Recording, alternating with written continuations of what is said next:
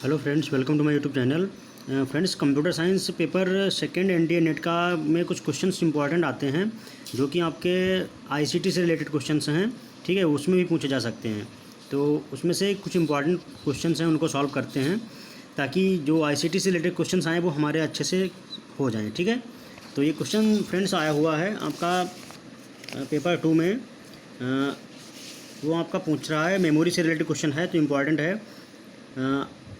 And ये कई बार जो यूनिवर्सिटी एग्ज़ाम्स हैं कंप्यूटर साइंस रिलेटेड उसमें पूछा गया है। A memory management system has 64 pages with 512 bytes page size. Physical memory consists of 32 page frames. Number of bits required in logical and physical address are respectively.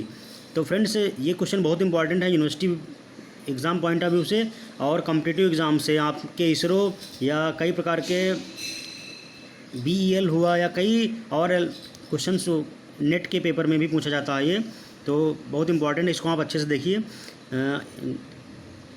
Memory management scheme में बोल रखा है कि 64 pages हैं और 512 bite का page size है। अब पूछ रहा आपसे है कि फिजिकल मेमोरी कंसिस्ट करती है 32 पेज फ्रेम। अब आपको बताना number of bits require for logical address और फिजिकल एड्रेस।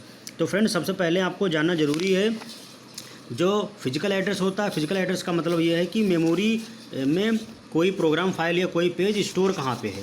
ठीक है, और दोस्तों लॉजिकल एड्रेस क्या होता है? लॉजिकल एड्रेस CPU के द्वारा जनरेट किया जाता है ड्यूरिंग एग्जीक्यूशन। ठीक है, ये आप याद रखना कि जो लॉजिकल एड्रेस है वो CPU के द्वारा जनरेट किया जाता है। ठीक है, जब किसी प्रोग्राम या किसी प्रोसेस को एग्जीक्यूशन करना होता है। क्लियर? तो दोस्तों इसका सोल्यूशन देख लेते हैं। बहुत इंपॉर्टेंट क्वेश्चन है, कई बार पूछा गया है एग्जाम्स में।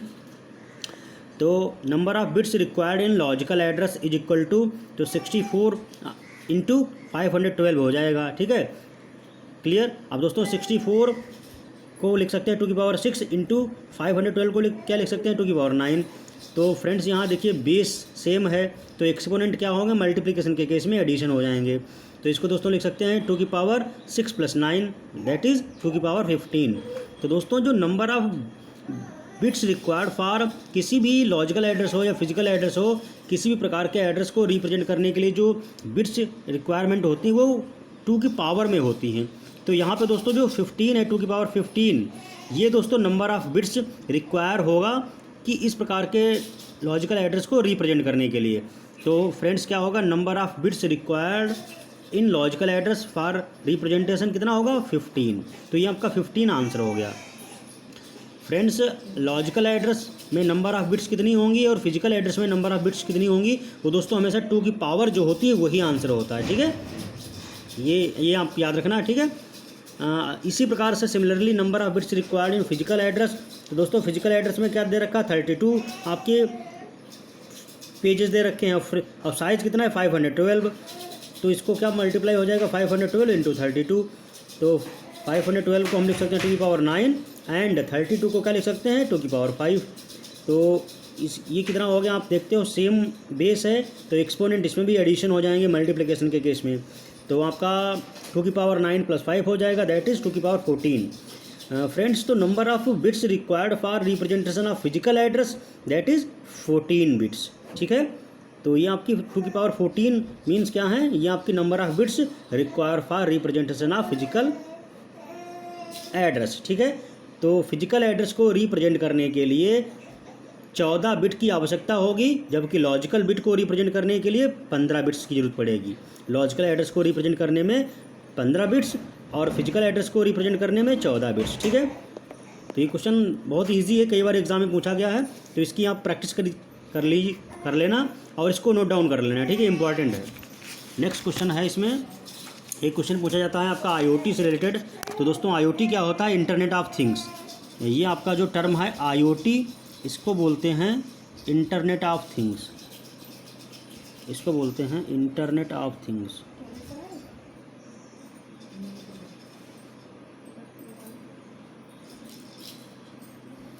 आजकल सबसे लेटेस्ट टेक्नोलॉजी चल रही है इंटरनेट ऑफ थिंग्स। तो क्वेश्चन पूछा जा रहा है which of the given wireless technologies in IoT consumes the least amount of power.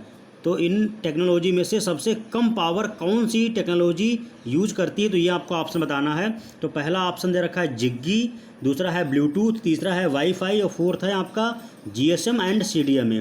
तो फ्रेंड्स जीएसएम आपका क्या है, global system for mobile communication, and CDMA क्या है, कोड डिविजनल मल्टीप्लेक्सी या कोड डिविजनल मल्टीपल एक्सेस। ठीक है, तो इसमें आपका करेक्ट आंसर है वो है ब्लूटूथ। ठीक है, क्लियर। ब्लूटूथ फ्रेंड्स भी आपकी क्या है, एक वायरलेस टेक्नोलॉजी है और ये आपके सेल फोन और आपके लैपटॉप्स या इस प्रकार की डिवाइस में यूज होती है। ठीक है, तो इसका करेक्ट आंसर क्या है, ब्लूटूथ। ब्लूटूथ आईओटी में एक इस प्रकार की टेक्नोलॉजी है जो सबसे कम इन चारों में से पावर कंज्यूम करती है। ठीक है, तो फ्रेंड्स ये क्वेश्चन कुछ आपके लिए इंपॉर्टेंट थे, इनको नोट डाउन कर लेना, रिवाइज करते रहना। ठीक है, ये मे भी कई एग्जाम्स में पूछे जाएँ।